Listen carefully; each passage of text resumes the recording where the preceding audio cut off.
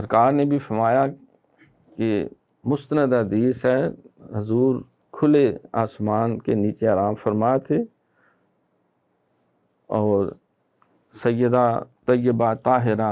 راضیہ مرضیہ عائشہ صدیقہ رضی اللہ تعالیٰ عنہ خاتون اول ملکہ جنت آپ آرام فرما تھی سرکار کے ساتھ، تو آسمان پہ ستارے چمک رہے تھے، تو عرض کی کہ آقا کوئی آپ کا ایسا خوش نصیب بھی صحابی ہے کہ جس کی نیکیاں آسمان کے ستارے جو ان گنت ہیں اتنی ہوں؟ سرکار نے فوراً فرمایا ہاں ہاں عمر فاروق کی نیکیاں ہیں۔ خاموش ہو گئیں، تھوڑا سا جو ہے وہ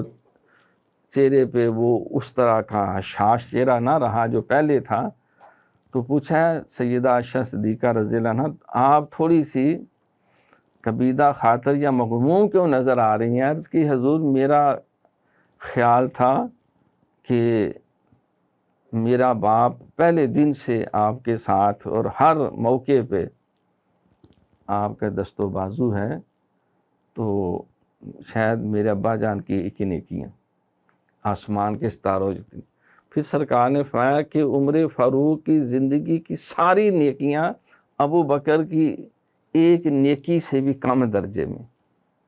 ابو بکر کی ایک نیکی فاروق اعظم کی ساری نیکیوں پہ باری ہے۔ اور یہ بھی فرمایا کہ میرے بعد اگر کوئی نبی ہوتا تو عمر بن خطاب نبی ہوتا۔ اتنے درجے پہ فائز ہونے کے باوجود بھی ابو بکر کے مقابلے میں